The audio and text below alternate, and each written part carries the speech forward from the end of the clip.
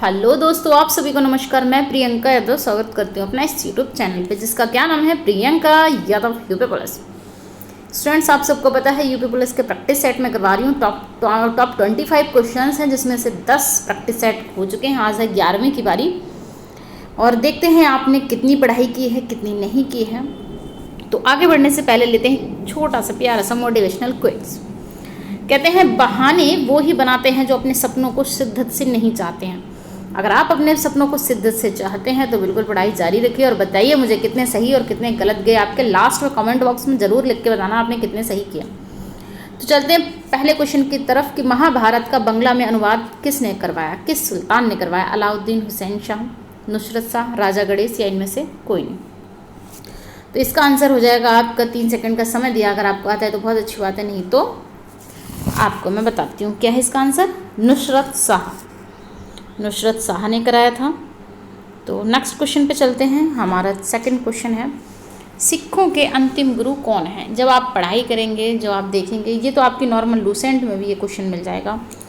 हिंदू पढ़ेंगे, मुस्लिम पढ़ेंगे, सिख पढ़ेंगे, सब कुछ आपको पढ़ना पड़ेगा, है ना। बौद्ध धर्म, जैन धर्म, सब कुछ आपको पढ़ना पड़ेगा। तो कहते हैं सिखों के अंतिम गुरु कौन थे? 10 गुरु थे जो उनके, उनमें से अंतिम कौन थे? तो अंतिम कौन थे आपके? गुरु गोविंद सिंह जी, है ना, गुरु गोविंद सिंह जी। नेक्स्ट क्वेश्चन पढ़ते हैं। 10 गुरु के बारे में आपको पढ़ना पड़ेगा, उनकी कुछ खास बातें जहाँ से क्वेश्चन उठ सकते हैं वो आपको याद करने पड़ेंगे। वह कौन सा ब्रिटिश सेनापति था जिसकी 1857 के विद्रोह को दबाने में महत्वपूर्ण भूमिका रही? ब्रिटिश सेनापति का नाम बताना है। 1857 के विद्रोह को दबाने में महत्वपूर्ण भूमिका किसकी रही थी?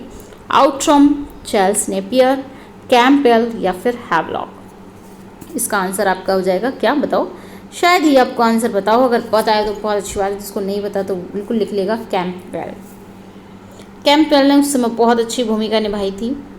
नेक्स्ट क्वेश्चन पे चलते हैं, आपका क्वेश्चन नंबर 4। अच्छा, उससे पहले मैं बता दूं, ये जो दिया हुआ है मेरे टेलीग्राम ग्रुप का है link. Priyanka Yadav UP police मेरे टेलीग्राम ग्रुप बना हुआ है, जिसपे करीब 3000 के आसपास total girls and boys group मिलाकर स्टूडेंट्स हैं जो पर डे क्विज़ वगैरह करते हैं। जिनको जो मुझसे पूछना होता है वहाँ पे पूछ लेते हैं।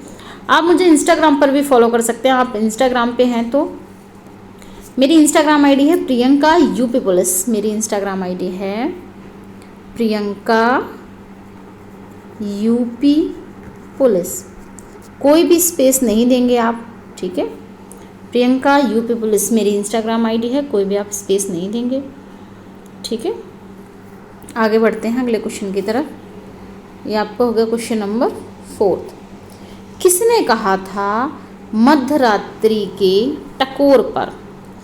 किसने कहा था मध्यरात्रि के टकोर पर जब संसार सोता है भारत अपने जीवन व स्वतंत्रता के लिए जाग उठेगा? कितनी बढ़िया लाइन है। क्या कहते हैं? मध्यरात्रि के टकोर पर जब संसार सोता है भारत अपने जीवन व स्वतंत्रता के लिए जाग उठेगा। तो ये कथन किसका है? महात्मा गांधी का है, राजगोपालाचारी का है, या फिर जवाहरलाल नेहरू का है, या फिर राजेंद्र प्रसाद का है? तो ये आपका आंसर हो जाएगा। 3 सेकंड का आपको टाइम दिया। जवाहरलाल नेहरू, ये कथन जवाहरलाल नेहरू का है, जीएल नेहरू का है। नेक्स्ट क्वेश्चन पे चलते हैं। ये आपके 25 क्वेश्चन हैं। आप 25 क्वेश्चन में से बताएंगे कितने आपके सही हों। लेवल थोड़ा थोड़ा बढ़ता ही जा रहा है मेरे सभी प्रैक्टिस सेट में, और बहुत अच्छे क्वेश्चन। अगर आपने ये सारे प्रैक्टिस सेट कर लिए तो आप वहाँ पे देखेंगे कि जीके के बिल्कुल क्वेश्चन यही धरे के धरे आपको मिल सकते हैं। निम्नलिखित में से कौन सा देश काला सागर को स्पर्श नहीं करता है ना? कौन सा देश? वर्ल्ड ज्योग्राफी से क्वेश्चन एक आ गया है। कौन सा देश काला सागर को स्पर्श नहीं करता है? रूस, कजाकिस्तान, यूक्रेन या फिर मोल्दोवा? तो इसका आंसर आपका हो जाएगा क्या? कजाकिस्तान, ठीक है। नेक्स्ट क्वेश्चन पे बढ़ते हैं। क्वेश्चन नंबर 6 लिखते हैं कि भारत के निम्नलिखित में से किस राज्य में इंदिरा सागर बांध स्थित है, जो कंक्रीट गुरुत्व बांध है? कहते हैं किस राज्य में इंदिरा सागर बांध स्थित है जो कंक्रीट गुरुत्व बांध है? क्वेश्चन नंबर 6 का आंसर आप बता देंगे। यूपी में है, एमपी में है, छत्तीसगढ़ में है या फिर मध्य प्रदेश में है? तो इसका आंसर आपको पता है क्या है? इसका आंसर एमपी में है, मध्य प्रदेश में है, ठीक है। एमपी में। नेक्स्ट क्वेश्चन की तरफ हम बढ़ते हैं। कहते हैं भारत का कौन सा उद्योग बड़ी संख्या में कार्यकर्ता नियुक्त करता है? भारत का कौन सा उद्योग बड़ी संख्या में कार्यकर्ता नियुक्त करता है? तो इसका आंसर आपका हो जाएगा क्या? आप ऑप्शन देख लीजिए। रुई और शक्कर उद्योग, इंजीनियरिंग और सीमेंट उद्योग, जूट तथा रुई उद्योग, कागज तथा लोहा उद्योग। तो इसमें से आपका आंसर हो जाएगा जूट एवं रुई उद्योग। आपको पता है जूट हो गई, सनई हो गई, ये सब रेशम हो गया, ये सब भारत में बहुत अच्छे तादाद पे होता है, तो इसीलिए कार्यकर्ता भी नियुक्त करे जाते हैं इसके काम के लिए, है ना। क्वेश्चन नंबर 8 की तरफ बढ़ते हैं। कहते हैं भारत के किस राज्य की सीमा नेपाल, भूटान और चीन तीनों देशों से मिलती है? तो ये बहुत ही प्यारा क्वेश्चन है और यूनिक क्वेश्चन है, कई बार आया हुआ भी है। नेपाल, भूटान और चीन तीनों देशों से सीमा किसकी मिलती है? इंडिया का मैप देखना शुरू कर दो, आपको थोड़ी बहुत आइडिया हो जाएगी। अरुणाचल प्रदेश, मेघालय, पश्चिम बंगाल या फिर सिक्किम। तो ऐसा कौन सा वो है जिसकी सीमा जो है सबसे मिलती है? तो इसका आंसर क्या हो जाएगा आपका? सिक्किम है।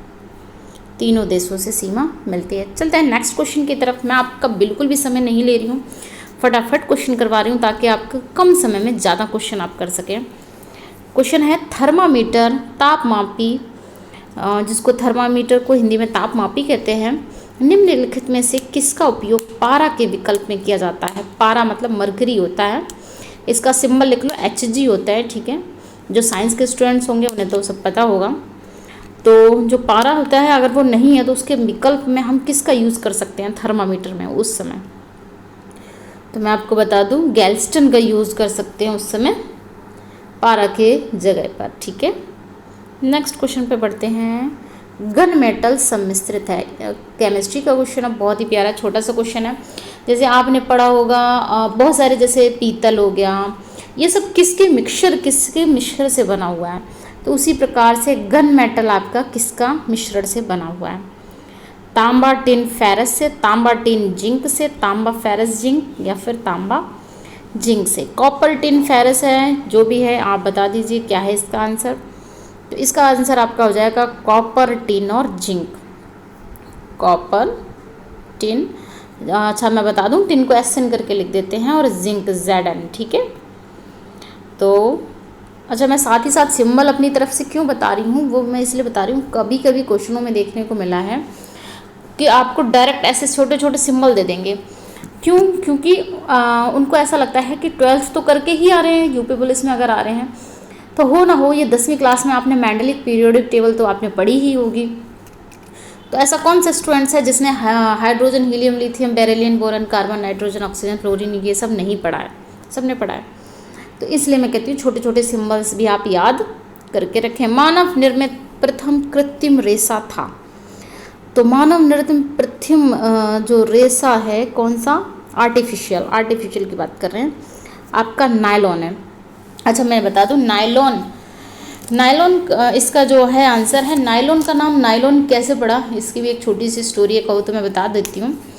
नायलॉन 2 देशों के नाम से मिलकर बना हुआ है, जिसमें नाय मतलब हो जाता है न्यूयॉर्क, NY नायलॉन, और L फॉर लंदन। अच्छा इन दोनों ही देशों ने एक साथ इसकी खोज की थी, सिंथेटिक की, ये कृत्रिम रेशा की।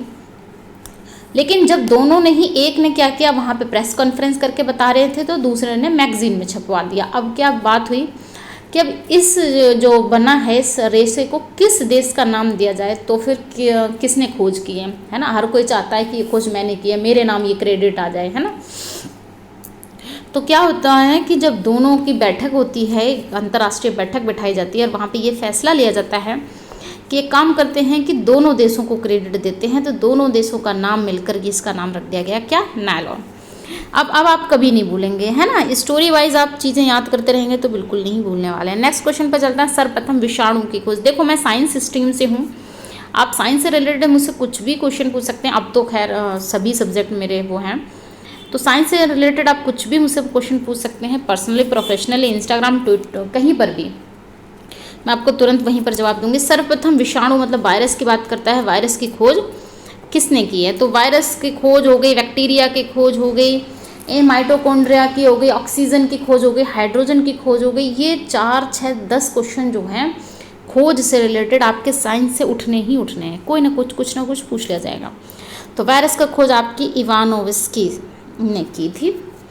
तो आप ठीक है, नेक्स्ट क्वेश्चन पे चलते हैं। रेपो रेट के बारे में निम्नलिखित में से कौन सा कथन सही है? अगर आप इकोनॉमिक्स आपने पढ़ी है, अगर नहीं भी पढ़ी है तो भी, तो ये नॉर्मल सी चीज़ें आपको पता होनी चाहिए। रेपो रेट क्या होता है, रिवर्स रेपो रेट क्या होता है, और ठीक है ना। तो रेपो रेट क्या होता है आप मुझे बताएंगे। इनमें से आप चारों को ऑप्शन पहले ध्यान से पढ़ लीजिए, बहुत ही ईजी क्वेश्चन है और अच्छा क्वेश्चन है। ये अल्पावधि ऋण पर केंद्रित बैंक द्वारा प्रभावित ब्याज है, या फिर या अल्पावधि, अगर जिसको नहीं समझ आ रहा, अल्पावधि मैं इन शॉर्ट बता देती हूँ, शॉर्ट टर्म के लिए, छोटे कम समय के लिए लिया गया कर्जा की बात कर रहा है, ऋण की बात कर रहा है। यह अल्पावधि ऋण ग्रहण पर वाणिज्यिक बैंक द्वारा चुकाई गई ब्याज दर है, या फिर ये किसी वाणिज्यिक बैंक और केंद्रीय बैंक के बीच ऋण संविदा में सहमत ब्याज है, या फिर ये स्पर्शविक प्रतिभूति की लागत है। तो मैं आपको बता दूं, ये जो ब्याजों की बात करी गई है, इसका आंसर आपका हो जाएगा ऑप्शन नंबर डी। ये जो बात करी गई है, ना ही सेंटर और स्टेट का कोई मैटर है, तो ऑप्शन नंबर सी कट गया। इसी तरह से आपके सारे ऑप्शंस एलिमिनेट हो गए। कई बार आपको किसी का क्वेश्चन ना आता हो, आप उसमें से ऑप्शन एलिमिनेट करना सीख लो, आपको आंसर मिल जाएगा। तो आज आपको मैंने होमवर्क दे दिया, क्या है कि रेट आप सारे पढ़ेंगे, क्या है रिवर्स रेपो रेट है ना, ये सारी चीज़ें आप आज पढ़ेंगे।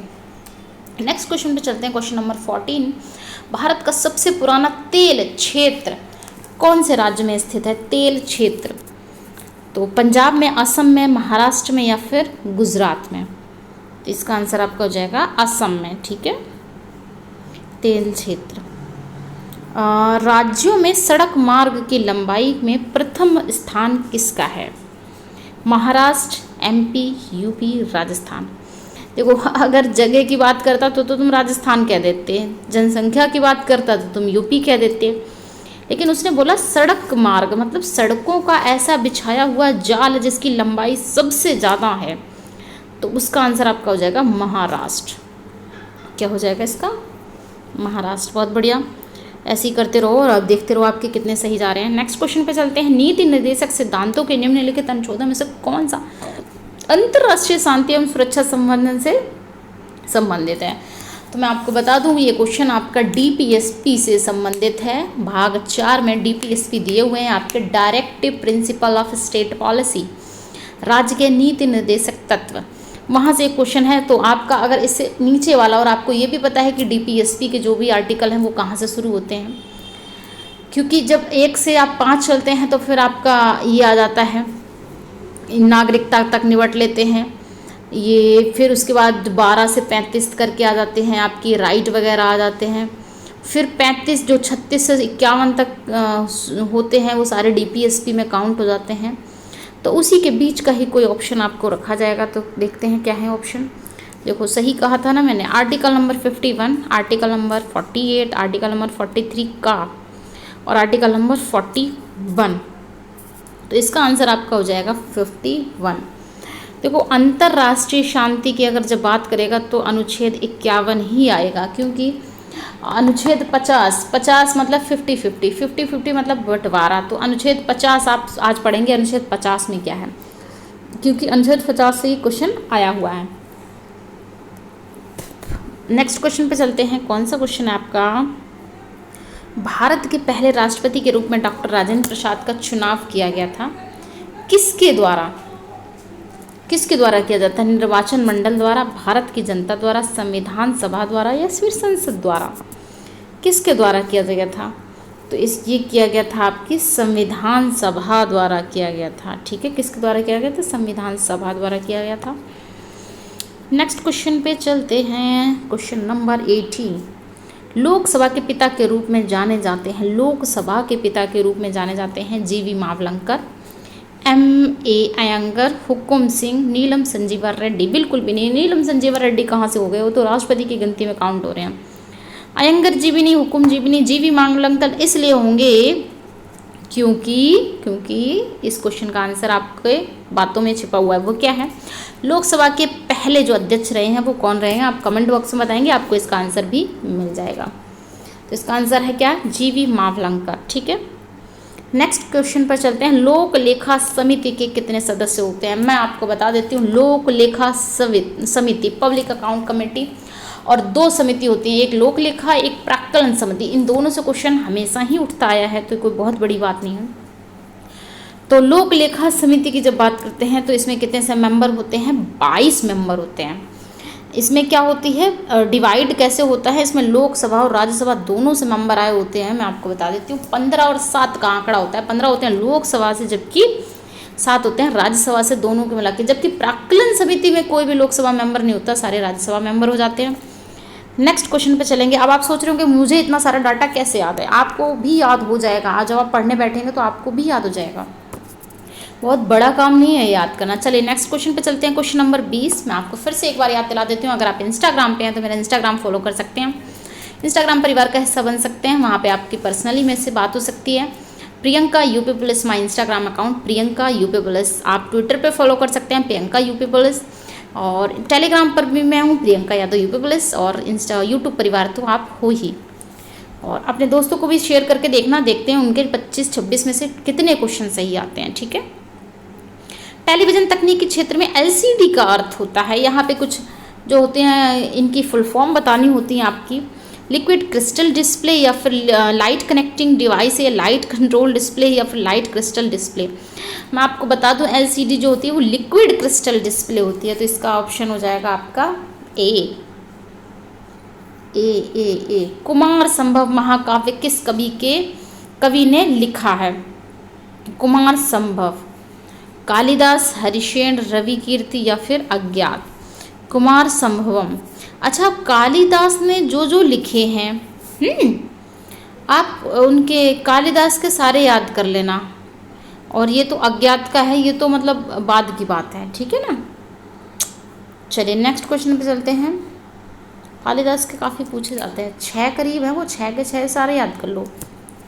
किराना घराना जो मुजफ्फरनगर में है तथा ख्याल गायकी के लिए प्रसिद्ध है, इसके संस्थापक कौन है? किराना घराना, देखो जैसे किराना घराना हो गया, आगरा घराना हो गया, बनारस घराना हो गया, लखनऊ घराना हो गया। इन घरानों से जो पहले जो था मतलब गायकी होती थी, इनका अपना कल्चर इन्होंने जिंदा रखा हुआ था। तो उसमें कुछ नाम फेमस हैं, वो कौन कौन से नाम हैं वो आप देखते रहेंगे। तो इसका आंसर आपका क्या हो जाएगा? वंदे अली खां। क्या है इसका आंसर? वंदे अली खां। नेक्स्ट क्वेश्चन पे चलते हैं। Question number 23। उत्तर प्रदेश का परीक्षा बांध किस नदी पर स्थित है? परीक्षा बांध आपका बेतवा नदी पर, के नदी पर, रिहंद या फिर रोहिणी। तो परीक्षा बांध यूपी जीके के क्वेश्चन, यूपी का पेपर, यूपी जीके के क्वेश्चन ना आए तो इम्पॉसिबल। यूपी जीके तो क्वेश्चन आना ही आना है। इसका आंसर आपका हो जाएगा क्या? बेतवा नदी। ठीक है। नेक्स्ट क्वेश्चन पे चलते हैं। निम्नलिखित में से कौन सी सम्मिलित नहीं है? कौन सी सम्मिलित नहीं है देखते हैं। कोयला सोनभद्र में, अच्छा। सिलिकॉन बालू जो है इलाहाबाद में, बलुआ पत्थर मिर्ज़ापुर में, यूरेनियम झांसी। नहीं बिल्कुल भी नहीं, यूरेनियम झांसी कैसे हो सकता है? मैंने तो खूब पढ़ा है, मुझे तो याद है, यूरेनियम ललितपुर के नाम से जानते हैं। ठीक है, तो यही इसका आंसर हो जाएगा। जब मुझे याद आ गया तो आपको भी याद आ जाएगा। ठीक है ना। नेक्स्ट क्वेश्चन पे चलते हैं। Question number 25। सर्वाधिक संख्या में कौन से जनपद में जनजातियां पाई जाती हैं? हम सबको पता है जो ट्राइब्स होती हैं, जनजातियां होती हैं, वो कहाँ पाई जाती हैं? यूपी जीके का ही ये क्वेश्चन है। लखीमपुर, प्रयागराज, सोनभद्र या फिर मिर्ज़ापुर। तो इसका आपका आंसर क्या हो जाएगा? सोनभद्र। ठीक है। नेक्स्ट क्वेश्चन पे चलते हैं। रॉक मृदा कहाँ पाई जाती है? रॉक मृदा कहाँ पाई जाती है? रॉक स्टोन की अगर बात की जाए, रॉक सॉइल की, तो पठारी ढालों पर, मैदानी भाग में, नदियों वाले क्षेत्र में कहाँ से पाई जाएगी रॉक? मैदानी में भी नहीं, पठारों में पाई जाती है। देखो पठारों में क्यों? क्योंकि वहाँ पे तो पठार जो है वो रॉक ही तो हैं, और वहाँ जो टूट कर मृदा बनेगी वही पठारी ढालों पर जो पाई जाएगी वही क्या कहलाएगी? रॉक सॉइल कहलाएगी। तो यहाँ पे आपके 25 क्वेश्चन पूरे हुए। आप मुझे बताएंगे कि 26 क्वेश्चन में से आपके कितने क्वेश्चन सही हुए। आप मुझे कमेंट बॉक्स में लिख के बताएंगे। एक बार फिर से मैं आपको याद दिला दूँ कि पेपर आने वाला है और वैकेंसी भी आने वाली है 1-2 महीने में। हाँ, मुझे पता है कि वैकेंसी आएगी और आप सबको फॉर्म भरना है और टाइम उस समय कम मिलेगा, क्योंकि बहुत सारे स्टूडेंट्स हैं जो ऐसे ही प्रैक्टिस सेट की तलाश करते रहते हैं। उन्होंने थोड़ा बहुत पढ़ लिया, अब वो सोचते हैं ऐसे कोई प्रैक्टिस सेट या ऐसे कोई करवाए तो वो खुद को आकलन कर सकें, वो खुद को देख सकें। तो अभी अगर आपने तैयारी नहीं शुरू की है, या फिर अभी आप ढीलापन कर रहे हैं कि नहीं कर लेंगे, पेपर आएगा तब कर लेंगे, फॉर्म आएगा तब कर लेंगे, तो फिर नहीं होगा। इसीलिए आज से ही लग जाइए। कोई सोचता है कि अगर मैं आज से पढ़ाई शुरू करूँ तो क्या हो जाएगा, अगर आप मन से करेंगे तो बिल्कुल हो जाएगा। ओके, ऑल द बेस्ट, मेरी गॉड विशेष आपके साथ हैं, गुड विशेष। ठीक है, ओके, टेक केयर, स्माइल के साथ पढ़ाई करते रहिए। ठीक है, बिल्कुल भी टेंशन लेने की ज़रूरत नहीं है। आपको जो पूछना है, जो भी सलाह लेनी है, मैं हूँ।